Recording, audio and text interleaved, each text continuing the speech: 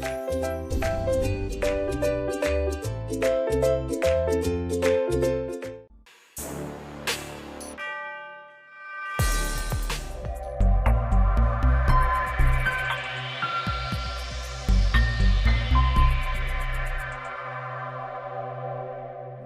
tout le monde, j'espère que vous allez bien. Vous êtes prêts pour la séance d'aujourd'hui? Allez, on commence. Je vous propose une activité d'écrit dont l'objectif est de produire le dénouement d'une pièce théâtrale. Et comme support, vous aurez le Petit Poucet. C'est une adaptation théâtrale d'Ivan Gusset. Alors, comme mise en route, on va commencer par un petit rappel. Qu'est-ce qu'un dénouement? Le dénouement est le moment ultime de la pièce. Il est caractérisé par un relâchement de la tension. Il correspond à la dernière action, heureuse ou malheureuse, qui achève l'histoire de la pièce de théâtre. Alors, on va vous demander pour écrire une pièce, c'est difficile, mais pas du tout. Alors, voilà tout ce que vous devez savoir pour réussir votre production. Comment écrire une pièce de théâtre? 1. Je choisis les personnages pour les faire parler. Je rédige le dialogue. J'écris un tiret et je vais à la ligne à chaque fois qu'une personne parle. Et pour préciser ce qui se passe, le lieu, ce que fait le personnage, je peux utiliser des didascalies. Ça veut dire des indications scéniques qui informent sur les marqueurs de temps, les gestuels, l'emplacement, ainsi de suite.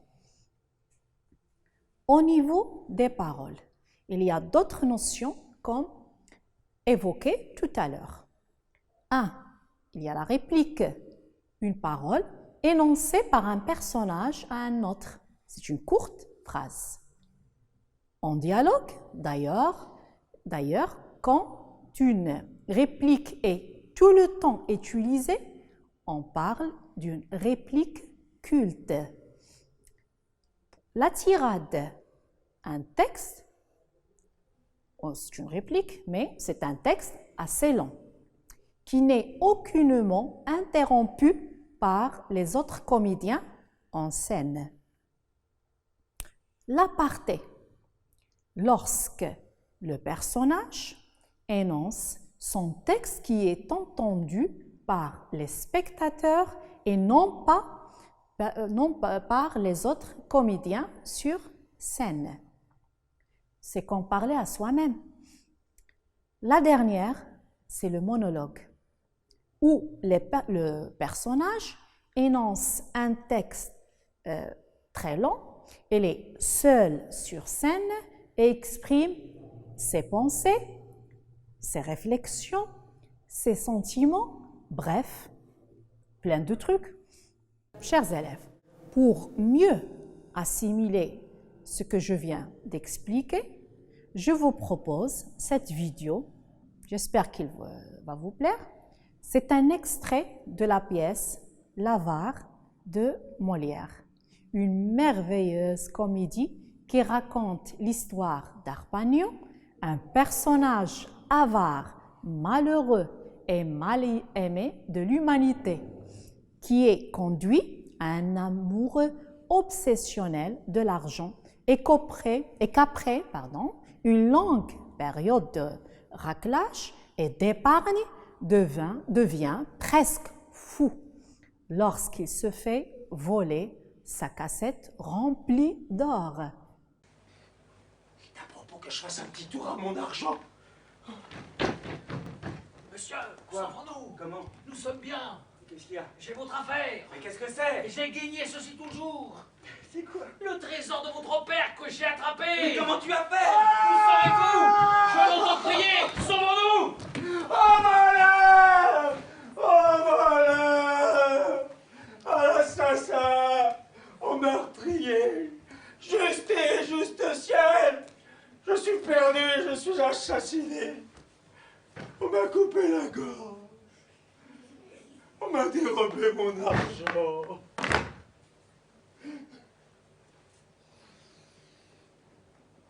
Qui peut s'être, hein? Qu'est-il devenu? Où est-il? Hein? Où se cache-t-il? Que ferais-je pour le trouver? Courir ou ne pas courir? Hein? Oh! Est-il point là? Hein? Oh!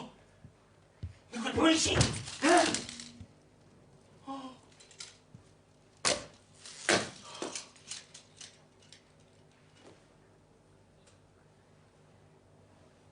Qui est-ce?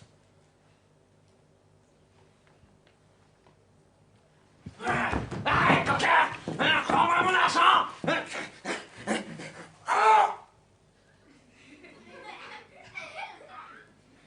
C'est moi! Oh. Mon esprit est troublé. Je ne sais plus ce que je fais, ni qui je suis, ni où je suis. Et là, mon pauvre argent, mon cher ami, on m'a privé de toi. Qu'est-ce que tu m'as enlevé? J'ai perdu mon support, ma consolation, ma joie. Tout est fini pour moi. Et je n'ai plus que faire au monde. Sans toi, il m'est impossible de vivre. Oui, en effet, je n'en puis plus. Hein? Je me meurs. Je suis mort. Je suis enterré.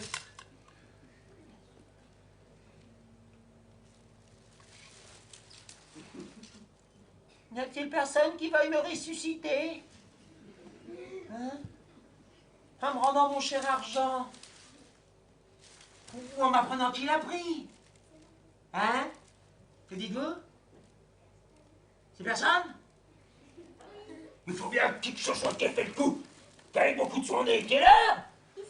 Et on a choisi justement le moment où je parlais à mon traître de fils. Oui, allons. Sortons. Hein? J'avais avec quelle la justice et faire donner la question à toute la maison, à servante, à valet, à fils, à fille, et à moi aussi. Oh. Que de gens assemblés. Je ne jette mes regards sur personne qui me donne des soupçons, hein? Et tout me semble mon voleur. Hein? De quoi est-ce qu'on parle là? C'est celui qui m'a dérobé? Quel bruit fait-on là-haut? C'est mon voleur qui y est? Peau de grâce, si l'on sait des nouvelles de mon argent, je vous supplie qu'on m'en donne. Hein?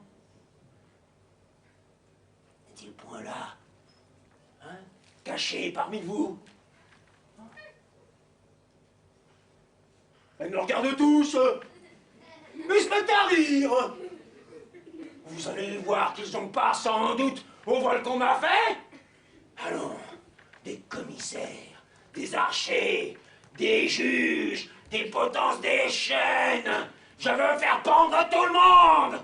Et si je ne retrouve mon argent, je me pendrai moi-même après. Alors, maintenant, je vous invite à observer ce support. On a, comme j'ai dit tout à l'heure, c'est le petit poulet, la pièce, le petit poussé. Alors, je commence la lecture. Alors, nous avons la scène d'exposition. Bien sûr, on ne va pas voir toute la pièce, mais juste des extraits de chaque étape de la pièce. La scène d'exposition, acte 1, scène 1, c'est normal, c'est le début. La scène commence dans la maison du bûcheron. Le bûcheron, sa femme et leurs 5 garçons terminent leur pauvre dîner. Les enfants vont se coucher et, les croyant profondément endormis, les parents se mettent à s'apitoyer sur leur sort. Le petit poussé, tapis dans l'ombre, écoute tout. Le bûcheron, hélas, comment nourrir nos 5 enfants? Voici notre dernier morceau de pain et nous n'avons plus d'argent. La femme, nous allons tous mourir de faim. Le nœud dramatique, c'est la scène 3. Nous retrouvons le père et ses enfants marchant dans la forêt, le soleil est haut dans le ciel. Les fils montrent des signes de fatigue. Le petit poussé lâche régulièrement un caillou blanc. Le bûcheron, mes fils, voilà 4 heures que nous marchons.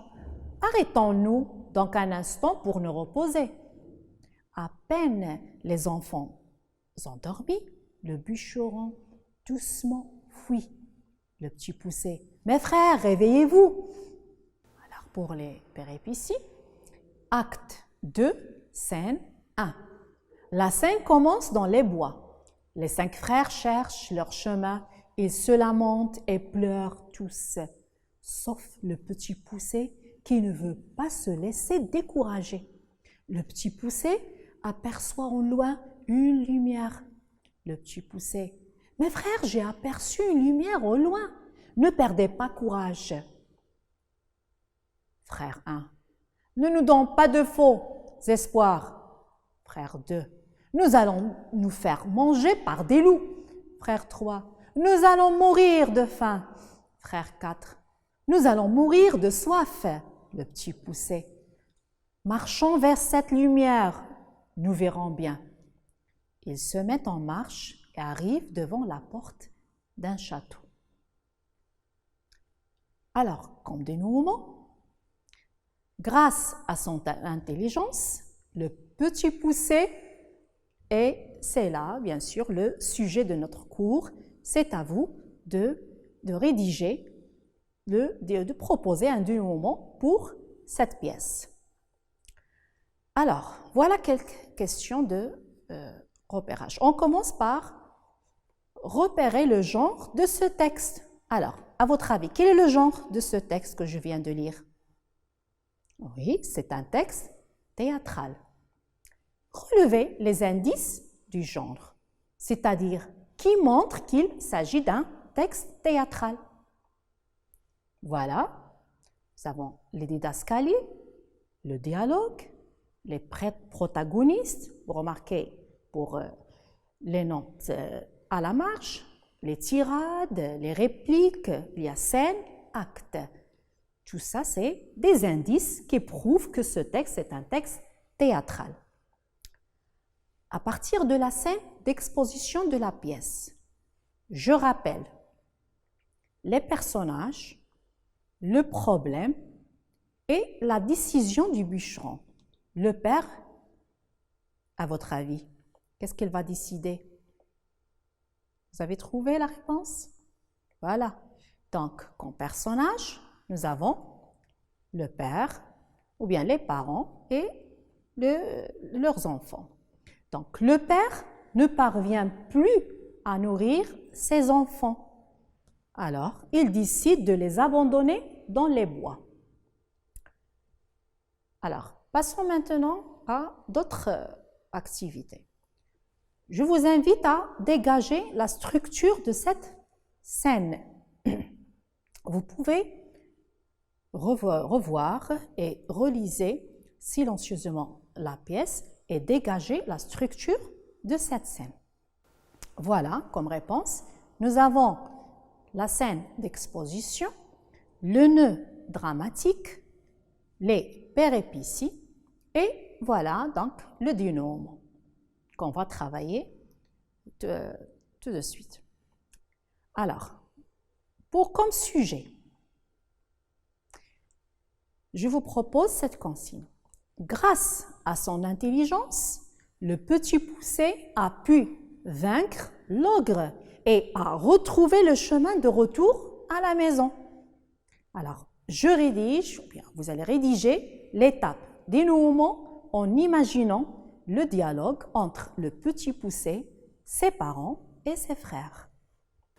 Alors là, vous demandez comment je vais faire. Donc, alors, c'est difficile de rédiger ou bien d'écrire. Alors, voilà des astuces pour réussir votre texte. Rappelez-vous les enjeux de l'écriture. 1. Je dois imaginer un scénario. Donc, commencez par rédiger un scénario. 2. J'écris un texte de présentation pour contextualiser les événements. 3. Je choisis un dénouement, heureux ou malheureux, à vous de choisir. 4. Je respecte la cohérence du dénouement avec les événements antérieurs. Alors là, on vous demande, il faut respecter la consigne, on vous demande de rédiger le dénouement. D'accord? Donc, je passe. J'assure la concision du dénouement. Et n'oubliez pas, au niveau formel, le dénouement doit être bref. 6. J'utilise le lexique des événements. Je peux même utiliser le lexique des sentiments. Vous aurez une boîte à outils après. J'emploie des indications cyniques que nous avons dit tout à l'heure, c'est les didascalies, pour marquer l'emplacement, le gestuel, donc tout ce qui entre dans la rédaction de cette étape. Alors, je vous laisse le temps de réfléchir, bien sûr, et de rédiger. Et maintenant, on passe à la deuxième activité. À partir des situations suivantes, produis un dialogue. La situation 1. Ton papa te fait l'agréable surprise de t'offrir un nouveau téléphone pour suivre les cours à distance avec tes professeurs pendant cette période de confinement.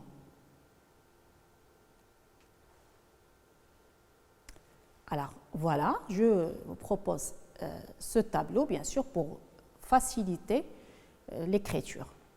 Alors vous avez la grille du père et de l'enfant. Pour le père, première réplique du père, utilisez donc la tonalité, sa tonalité sérieuse, grave. L'enfant, l'indifférence de, ça veut dire c'est toi qui seras l'enfant. Donc l'indifférence de ta part, ne pas te tenir concerné et parler d'une voix neutre. Deuxième réplique du père, vante les mérites des enfants qui travaillent bien. Ta réplique, sentiment de gêne, c'est normal, tu ne vas pas apprécier, malgré tes bons résultats. Troisième réplique du père, changement de ton. Alors le père maintenant, il va changer de ton. La voix devint plus douce, ce n'est plus une voix grave. Alors pour la réplique de l'enfant, maintenant il va exprimer ses sentiments de joie et de fierté. La dernière réplique du père, il présente enfin la surprise à son fils. Alors là, tu laisses exprimer ta joie, pourquoi pas en riant. Tu embrasses ton papa. Et n'oubliez pas, bien sûr, de revoir les enjeux de l'écriture pour réussir ta production.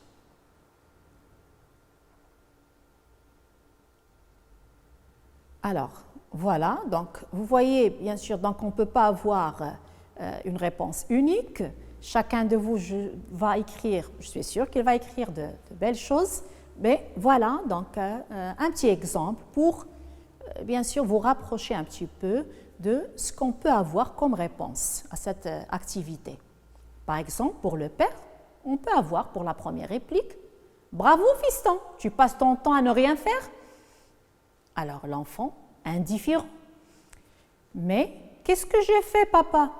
n'oubliez pas que même pour le père, vous pouvez commencer par une didascalie. La deuxième réplique du père. Ta sœur est en train de faire ses devoirs alors que toi, indifférent, tu t'amuses. Alors, ta réplique, confus et gêné, mais papa, j'ai fait les miens. D'une voix douce, là, on a introduit une didascalie. Je sais, mon petit, je plaisante avec toi. Alors, fier et content, oh, quelle peur vous m'avez faite.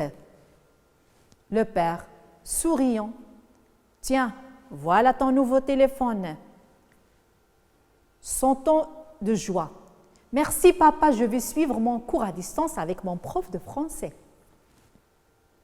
Donc c'est juste un modèle et vous pouvez écrire d'autres productions.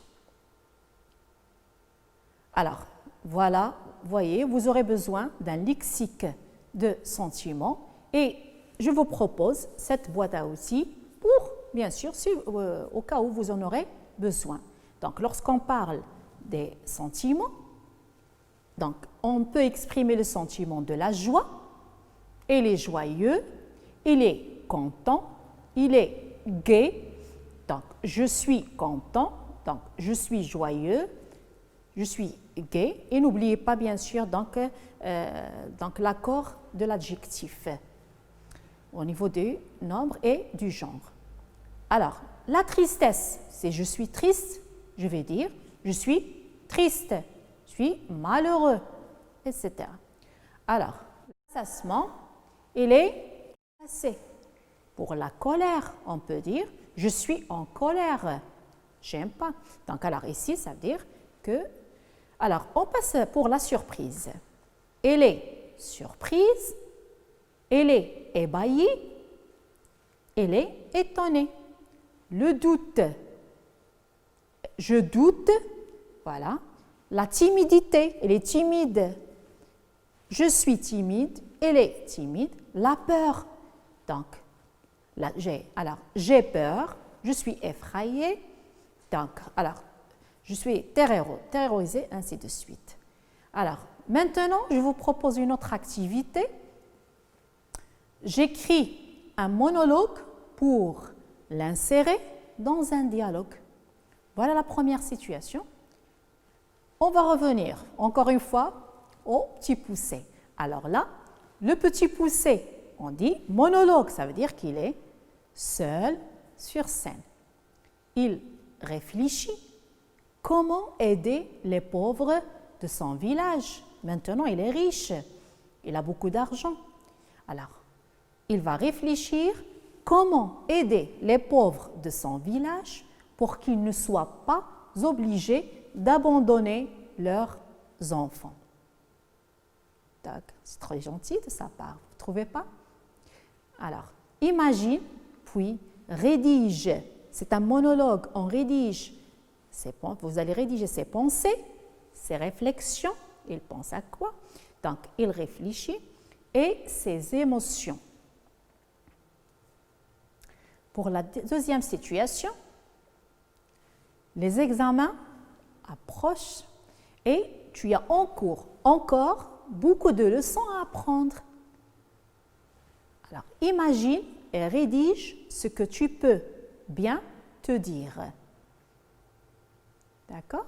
Alors, je vous laisse travailler dans vos cahiers d'exercice et on passe donc ce que je dois, alors maintenant, pour ce que je dois savoir. Alors, comment écrire une pièce de théâtre? On va reprendre ça. Donc, je choisis les personnages pour les faire parler. Je rédige le dialogue. J'écris un tiret. Je vais à la ligne à chaque fois qu'une personne parle. Et pour préciser ce qui se passe, le lieu, ce que fait le personnage, je peux utiliser les didascalies, ça veut dire les indications cyniques. Alors, pour un rappel, surtout pour les dernières situations que je vous ai proposées, le monologue, c'est quoi?